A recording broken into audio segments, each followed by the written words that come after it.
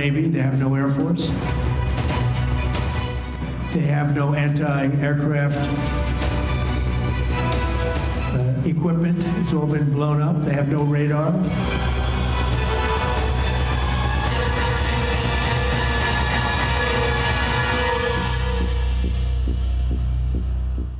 Ya pemirsa, kita masuk di segmen NTV Prime Dialog. Hari ini memasuki hari ke-10 drama serangan dua kekuatan besar Timur Tengah Amerika Serikat, Israel dan Iran yang melibatkan rudal balistik, drone yang canggih dan juga sistem pertahanan yang berlapis. Para analis militer menyebut ini sebagai game changer, landscape perang yang modern. Tapi yang menarik, perang ini sebenarnya sudah dimulai jauh-jauh sebelum rudal pertama diluncurkan, yaitu melalui transfer teknologi dan juga pasokan amunisi yang diam-diam mengalir ke Iran dari Rusia dan juga China. Pertanyaannya, apakah semua dukungan ini yang membuat Iran cukup untuk mengubah keseimbangan perang? Lalu bagaimana membaca peta geopolitik global negara adikuasa yang punya kepentingan terhadap eskalasi yang tengah berlangsung di Semenanjung Teluk ini? Kami akan membahasnya bersama mantan Duta Besar Republik Indonesia untuk Federasi Rusia dan Belarus periode 2008 hingga 2011, Profesor Hamid Awaludin. Prof. Hamid, Assalamualaikum. Sehat ya, Prof? Waalaikumsalam. Apa kabar? Baik, Prof. Prof, Anda sempat bertugas 3 tahun di Rusia. Bagaimana Anda membaca sikap Moskow sebagai mitra diplomatik paling kuat Iran, Prof? Ya, saya kira Putin berada dalam posisi ingin menjaga strategic alliance-nya di Asia, yakni Iran. Kan ada 3 strategic alliance Rusia, Cina, Iran, dan dirinya sendiri. Kalau perang ini dibiarkan terus, maka itu mengganggu strategic partnership dia. Itu satu dulu ya. Oke. Yang kedua, kalau tidak ada ikhtiar menyelesaikan ini, maka perang tersebut bisa bereskalasi. Kalau perang bereskalasi, maka ujung-ujungnya ini yang disebut zero sum game war. Semua rugi. Rugi ya. Ya, rugi. Jangan sangka bahwa dengan perang ini sebenarnya Rusia itu mestinya berpikir biarkan aja perang berlanjut. Sebab dia mendapatkan keuntungan dari harga minyak yang naik kan.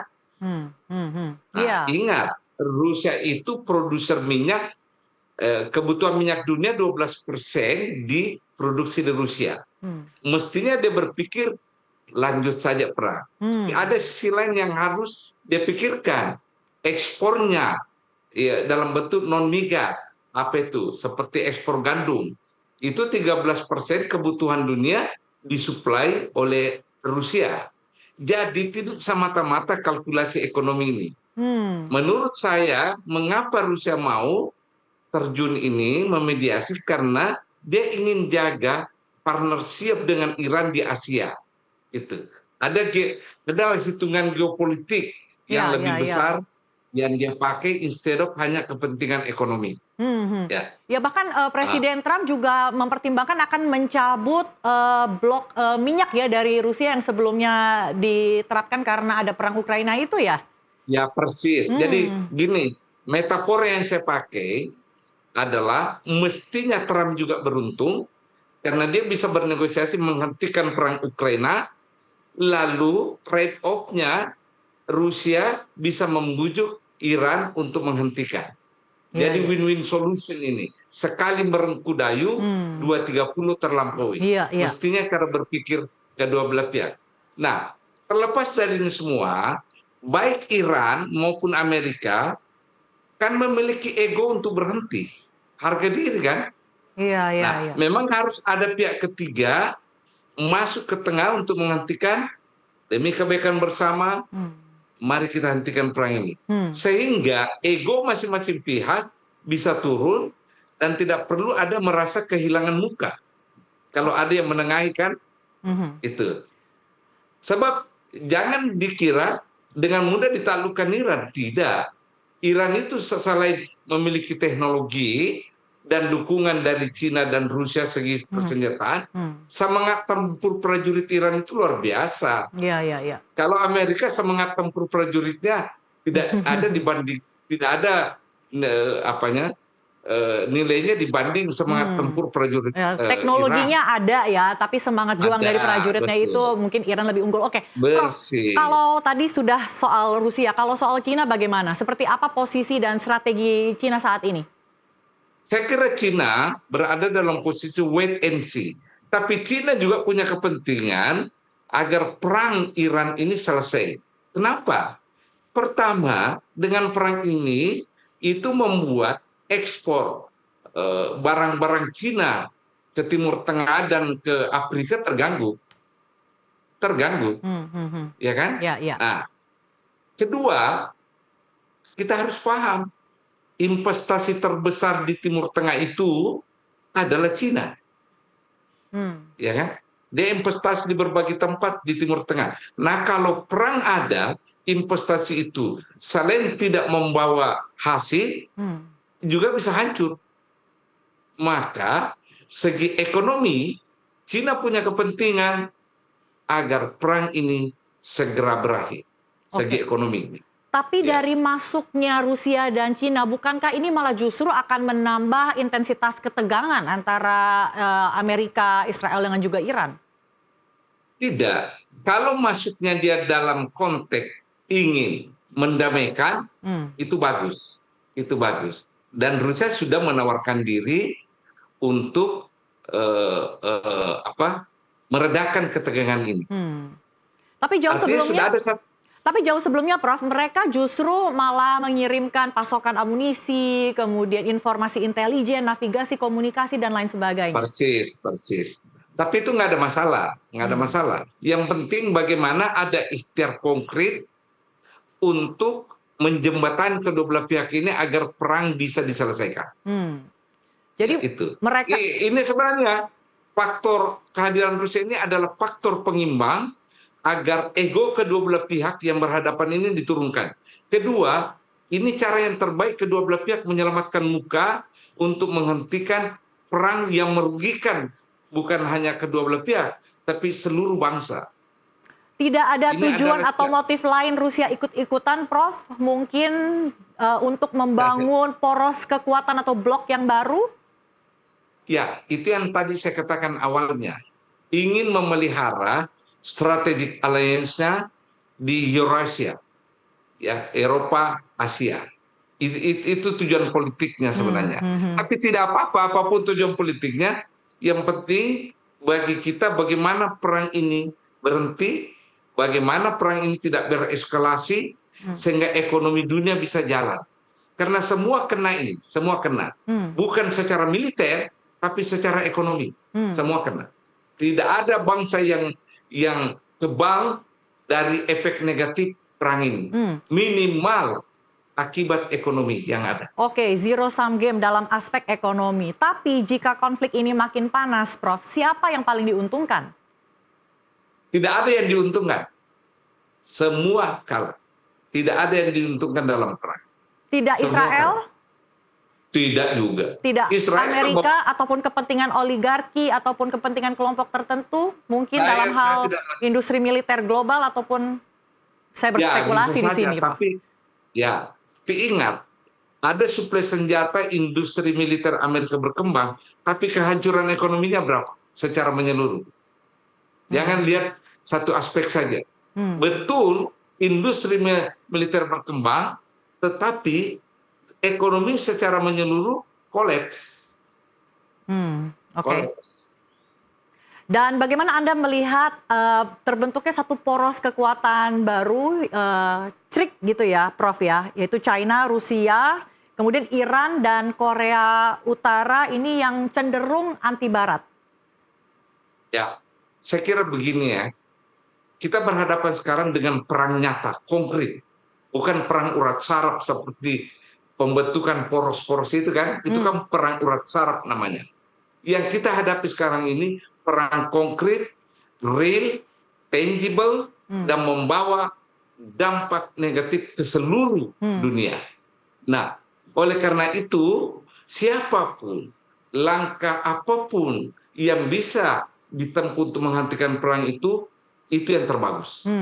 Itu yang terbagus. Oke. Itu yang terbagus. Tapi informasi terakhir yang kami terima adalah Iran tampaknya tidak membuka jalur perdamaian, Prof. Dan sepertinya Ya. akan mungkin terus meneruskan hingga ada siapa yang menang di Ya, konflik ini. karena sebagaimana yang saya katakan tadi, semua pihak yang terlibat perang itu memiliki ego untuk mundur karena harga diri, ya. Tapi kalau ada yang bisa jumping in the middle, mengatakan demi kebaikan, mari kita berhentikan, pasti ada kalkulasi rasional itu. Karena orang yang berperang itu belum tentu kalkulasinya rasional, itu harga diri dan ego. Ya. Saya melihatnya dari situ. Oke, tapi Apapun motifnya Rusia, oke. apapun motifnya Rusia, yang penting bagaimana perang ini tidak bereskalasi, bagaimana perang ini berhenti sehingga tidak ada orang lain yang menderita. Dan Anda, Ini kan terjadi global suffering ini, oke. penderitaan global. Oke, konflik ini dimulai adalah ketika Amerika ingin tujuannya tercapai, yaitu mengganti rezim, ya, dan juga pemimpin tertingginya ini juga sudah mangkat gitu. Apakah menurut Anda ini akan segera berakhir karena secara tidak langsung tujuan dari Amerika Serikat ini sudah tercapai? Itulah tujuannya, ada orang, ada pihak ketiga yang masuk mengatakan Amerika, tujuanmu kan tercapai, sudah membunuh Ali Khamenei. Tujuanmu kan tercapai, sudah merusak instalasi-instalasi militer Iran. Sudahlah. Peranan Rusia seperti ini yang harus dilakukan. Oke. Kalau tidak ada, ego Amerika tetap tinggi. Lebih-lebih orang yang diserang. Tapi ingat, kalau perang berlanjut ini, yang kena penderitaan pertama itu Amerika. Kenapa? Amerika. Nomor satu, Amerika tidak bisa membiayai perang jangka panjang. Itu dulu, ekonominya. Iya. Jadi kalau dia berperang terus, maka dia akan mengalami kebangkrutan ekonomi. Itu. Sehingga memang harus orang yang membujuk agar dia tidak merasa kehilangan muka, kan? Oke. Nah, itu. Lalu bagaimana dengan peran Indonesia yang juga ingin berusaha mendamaikan di antara Israel, Amerika dan juga Iran, Prof? Dari kacamata Anda sebagai mantan diplomat? Sebagai sebuah niat baik itu bagus, ya. Sebagai sebuah niat baik. Tapi kalkulasi rasionalnya, ya, itu hal yang berbeda. Itu hal yang berbeda. Dua hal yang berbeda. Maksud Anda kalkulasi hitung-hitungannya tidak ada hasilnya atau bagaimana, Prof? Bukan, saya tidak pesimis tentang ini. Hanya saya mengatakan antar keinginan baik belum tentu bisa diwujudkan dalam dunia nyata. Oke, jadi sebaiknya lupakan saja atau bagaimana? Saya tidak mengatakan lupakan saja. Silakan berikhtiar, tapi kalau ada ikhtiar lain seperti Rusia ini, mungkin ini lebih efektif. Oh, jadi kan tujuannya bagaimana mendamaikan dunia ini, kan? Oke. Jadi secara tidak langsung tidak perlu ada blok-blokan, harus saya. Harus saya, tidak perlu. Jadi ini perdamaian dunia. Oke, Anda melihat Rusia mampu mendamaikan kedua pihak yang berseteru, mengingat kedua pihak merasa adalah korban, dan apa yang mereka lakukan murni adalah right to self defense, Prof. Begini ya. Ini bukan lagi right to self defense. Semua orang tahu itu secara hukum. Persoalannya sekarang, derita umat manusia sejagat gara-gara perang ini. Ya. Kepentingan Amerika mendengar Rusia, bujukan Rusia adalah trade off dengan kasus Ukraina. Wahai Rusia, oke, kita bicara baik-baik tentang perdamaian di Iran. Tapi coba dong juga kamu berbicara dengan kami ini bagaimana berdamai dengan Ukraina. Jadi kalkulasi Amerika dengan keterlibatan Rusia ini juga ada, pasti rasional. Ini adalah masa di mana kita bisa menyelesaikan masalah Ukraina yang juga mengganggu Amerika. Ya. Dan kalau Anda melihat posisi Indonesia yang saat ini mengadopsi politik bebas aktif, tidak ikut ke sana, ke kanan dan ke kiri, apakah sudah tepat, Prof? Tempat ya mestinya memang begitu. Politik kita dari dulu kan politik bebas dan aktif kan. Mhm. Bahkan secara kelembagaan dikonkretkan dengan menjadi non-alignment movement member. Tapi dari sistem pertahanan kita apakah sudah cukup mandiri untuk membentengi kita dari ancaman-ancaman luar, Prof? Aduh maaf saya bukan ahli strategi militer ya.